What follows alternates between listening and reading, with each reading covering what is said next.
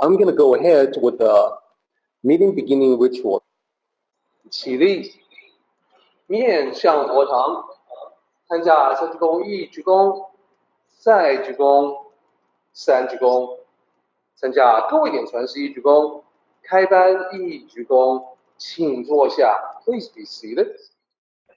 Welcome, everyone. It's a joy to see you and a joy to be able to share with you. Today, I'm going to talk about a dandelion. I really and truly am. This is the dandelion about which I'm going to talk. And this little guy is special. You might not recognize its specialness looking at its picture on my screen because the context is sorely lacking. This is a dandelion in my front yard. This is the first dandelion in my front yard. In fact, in our entire neighborhood, and I went and looked, this is the first dandelion in any of our yards. This is dandelion number 1. All of you who live in areas where our properties are covered with grass, which is an awful lot of the neighborhoods in the U.S. here, recognize this little guy as the bane of lawn care everywhere, right? This is the most dreaded weed in the English language. It is a dandelion. And yet, here's a picture of this beautiful little flower in the middle of my screen, and I'm going to talk about the most hated plant in America. In truth, what we're dealing with is a matter of perspective. An awful lot of people, when they look at a dandelion, see a weed, an undesirable plant in a yard full of desirable plantings. It is the anathema to a well-manicured lawn. Some people see just another flower, but in the wrong place, despite its relative beauty. Some people look at it and find it in their hearts to see yet another expression of life on this planet. The truth is that what we see when we look at that little guy depends on our point of view, depends on how we view the world and how we view the things that are part of it. Very often, the events and things that unfold before us in our lives work exactly the same way.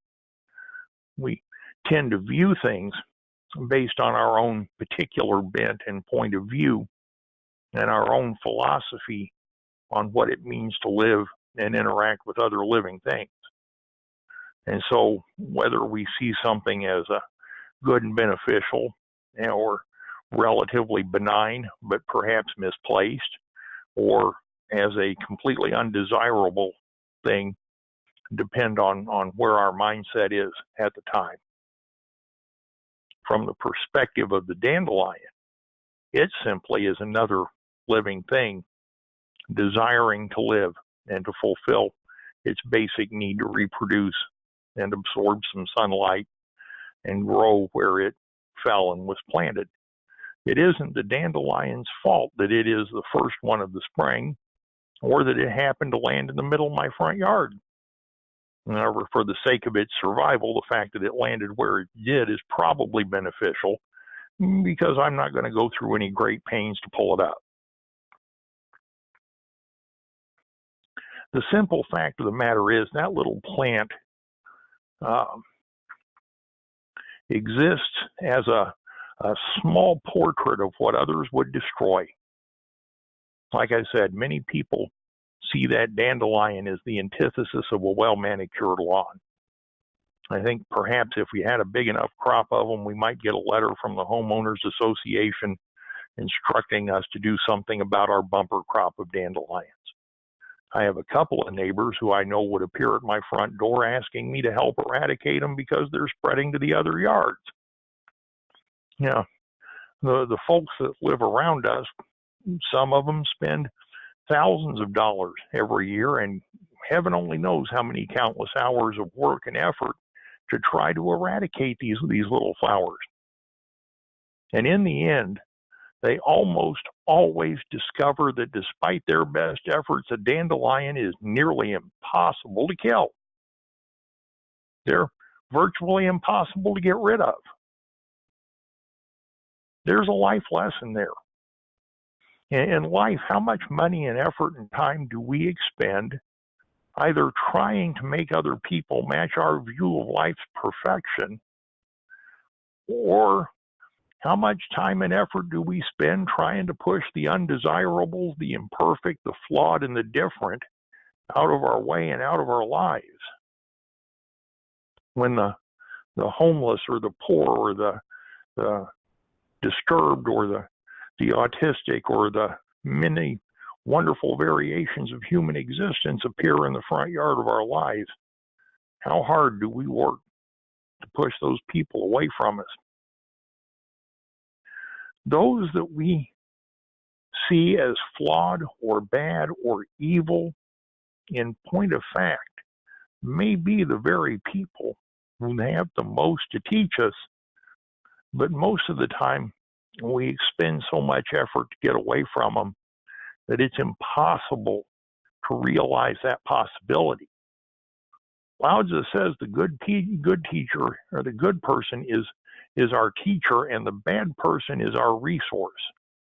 One teaches us how to do it right, the other teaches us what to avoid. And Lao Tzu goes on to say that the person who does not love his teacher and respect his resources, although he may be intelligent, is greatly confused. How many dandelions do we have in our front yards? You know, most people have a sincere and intense desire to be rid of their dandelions. For some people, we could say that intense desire borders on an absolute obsession. In a couple of cases I'm aware of here in Westfield, it's an absolute obsession. I find it mildly humorous. They do not. But that intense desire in and of itself doesn't guarantee the end of a single dandelion. It doesn't. To despise them, but embrace a path of inaction, guarantees that the dandelions will not only survive, but thrive. However, the obsessive behavior guarantees the opposite.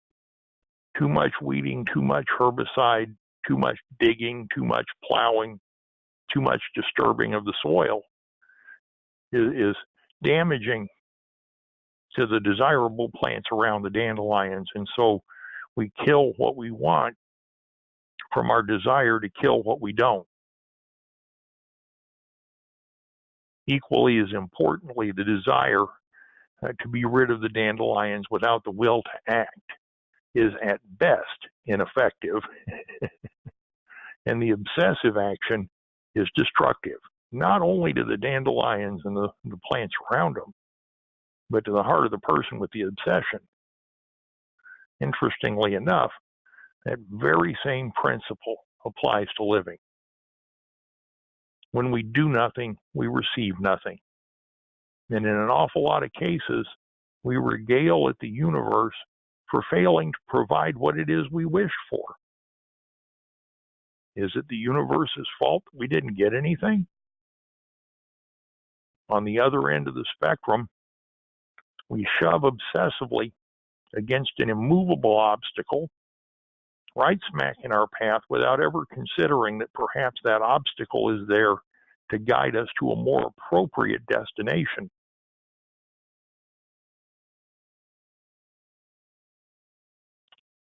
Just something to think about for a bit. I happen to have another use for the dandelions and the mourning doves and the robins and the other little animals that wander around in my yard. You know, I get up at 5 in the morning every day. I don't really have a choice. I have woken up early for a long time, and that's probably not going to change. So I just consider that part of my life.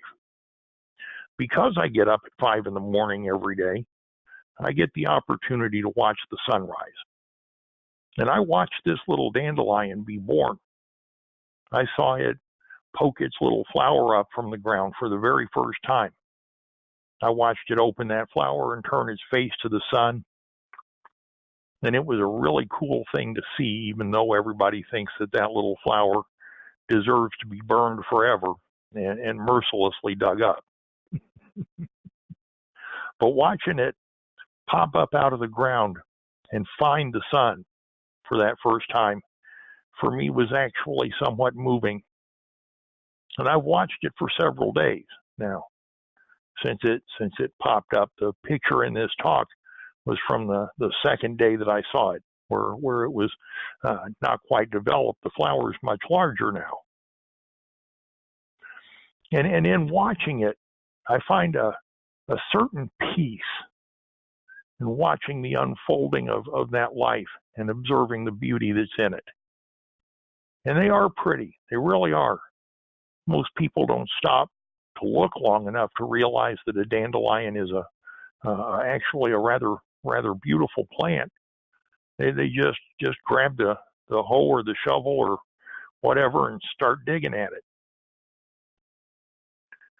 But every morning of my life, I sit outside and I feel the breeze on my face and the warmth of the sun, and I hear the birds singing, and I watch that little dandelion flower unfold. And I know in my heart that soon that flower is going to die. It's going to become a dandelion cotton ball full of little dandelion seeds that are going to be carried off by the wind and make my neighbors really upset. And that's okay. I understand that. So as much as I enjoy the flower, I understand that the flower is not going to last forever. I also know that one of these days, I'm going to die. I'm absolutely going to pass one day. And I kind of sit there and contemplate what my seeds may leave behind me.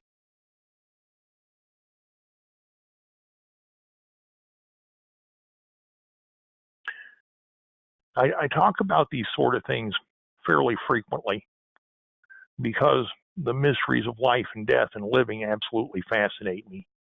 They do. I don't even presume to be able to explain ultimately what happens to us when we die. I say over and over and over again that all I can share with you is what I believe. Nobody's an expert on death. At least not that ever has come back and spoken about it to us that we know of. We're all going to become experts one day, but we may not be able to communicate what happens at the end once it does. And that's okay. The beauty of life still enthralls me. It's the thing I contemplate the most. And it's a blessing and a really rare opportunity to be a part of nature. It's the most wonderful and amazing thing there is. If we just slow down and take a minute or two to look at it, to realize that we're part of all these wonderful processes and principles. And so I'm going to suggest to you that you spend a little time every day just contemplating your place in nature. Like me, maybe you'll find that helps us to learn a little humility, some grace, and some compassion. Because in the scale of nature and the universe, each one of us is truly insignificant in terms of size and scale. But yet, each one of us has a singularly unique destiny to find and a distinct and important purpose to fulfill. And for each of us, we're the only ones who can fulfill it. And that's a sobering thought to contemplate. I always remember that the great Tao of heaven is visible in the smallest things. Even a little dandelion with a tiny yellow flower whose face is looking for the sun, while everybody on my block is trying to dig it up. That's something to consider for a bit, something to think about. I think Lao Tzu would have liked dandelions. I love them. Bill, thank you so much. Bill, I want to bring up the fact that we have a couple of people in the group who brought up an excellent point, and that's the dandelions that some people just can't wait to get rid of. They actually make for delicious and healthy salad, a tasty salad. You betcha. And for me, that's actually a very, very Tao way to look at life. It sort of reminds me of the, this article that I wrote a long time ago that many of you have read about whether the glass is half full or half empty, and then the Tao perspective on that. How toward the very end of the article, I mentioned that the Tao sage recognizes that the purpose of water in a glass is to quench one's thirst. So the sage would take a drink from that, savor the refreshing water, set it down, and then sit back and smile as other people continue on debating whether the glass is half full or half empty. And that, I think, is a very practical perspective, very down to earth, and that's exactly what the Tao is all about. So the dandelion, humble as it may be, can be part of a great salad, and as also Mark is pointing out, it can be excellent medicinal tea. Dandelion has calming, soothing properties that make it excellent as tea, and I've tried it myself and I liked it a lot. So I wanted to offer that. Really? Do you use the leaves, the roots, or what? What do you make the tea with? What I do is I go to the store and I buy the tea that's already been made. So rather than to make it myself, I will need to defer to the authorities. If people want to make it on their own. Well, I'm going to have a bumper crop of tea makings here soon, so I thought I'd ask. Well, we live in the age of the internet. There's probably all kinds of people with expertise who are sharing their knowledge online as far as how to make that dandelion tea.